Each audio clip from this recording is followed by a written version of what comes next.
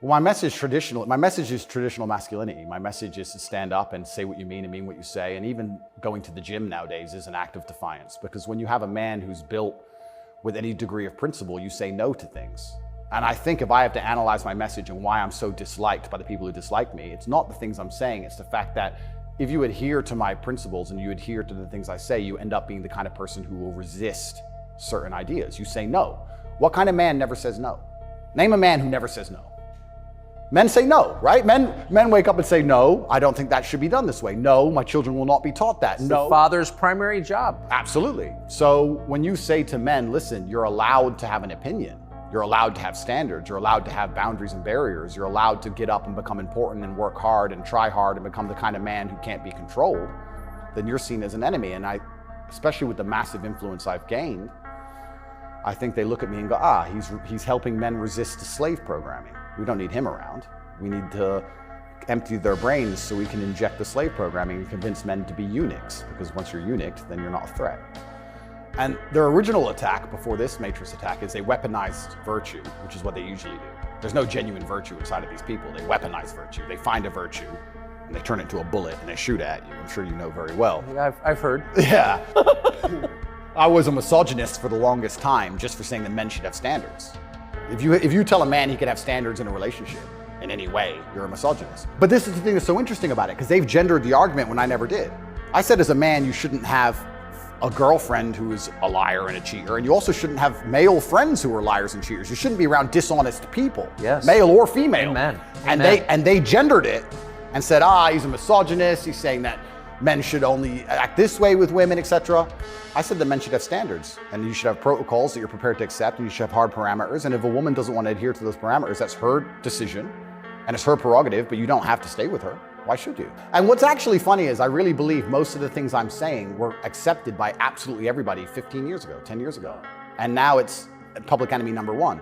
And it's because of the mass influence I have. At one point, I became the most Googled man on earth. At one point.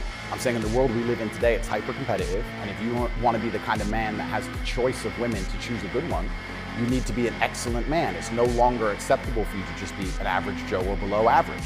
You have to get up and you have to work hard, and you have to be smart and interesting, and you have to be charismatic and make some money and be in good shape, and you have to try very hard. And unfortunately for them, if you follow that path as a man and you become successful in those realms, you end up being the kind of person who resists enslavement. You become the kind of person who wakes up and says, no, I don't believe in that. If you want a good society. So then you have to argue and sit and say, do these people want a happy, functioning society, or do they want something else?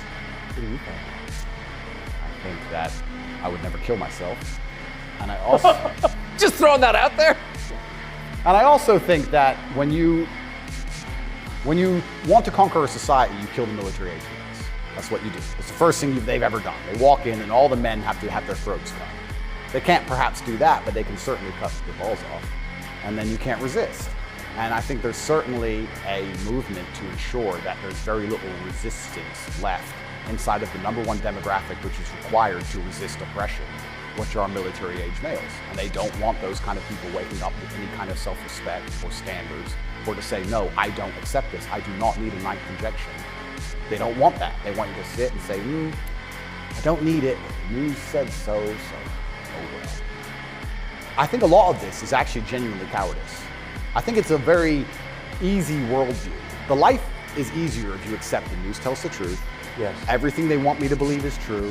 Everything's nice and simple. Good guys, bad guys, doop-de-doop-de-doo. And if you want to actually wake up, it takes a degree of bravery, because then you have to destroy your entire worldview, everything you've ever understood and everything you're told, and you have to really look at the world and go, oh, this is a mess. And that takes bravery. And once again, that's why they don't want men to be brave. They want you to sit there and go, oh, it's easier if just, CNN said, so it must be true. And it's cowardice. And they're trying to instill cowardice in all of us. That's what they're trying very hard to do. And I think even just me as a person, the people who hate me, my detractors who dislike me so much, even if I say nothing, I just turn up, big, bald, strong, fast car. But it's just me. I'm like the enemy to them, because I symbolize men who don't comply. And not don't comply in a negative law-breaking way, but don't comply if we don't agree with that, or we don't see common sense in that, we're gonna politely decline. And that's simply not allowed. I think that I like to believe that this is a test from God.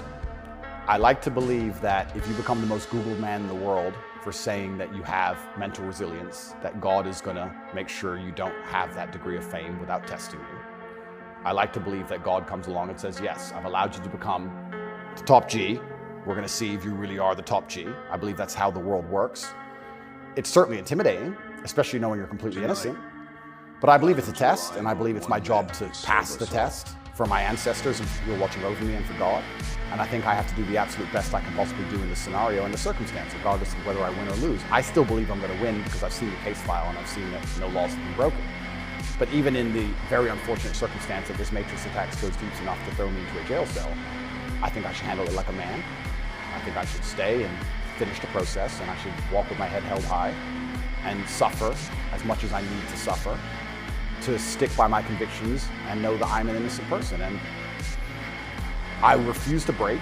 I refuse to cry. I refuse to be depressed about it. I'm going to wake up and I'm going to smile regardless.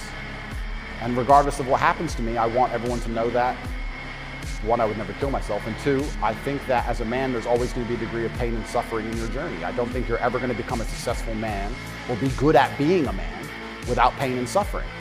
And there's many times in my life where something terrible happened to me, and at the time, if I could change it, I would have. But retrospectively, you kind of look back and go, you know what, that was formulative for me. That's right.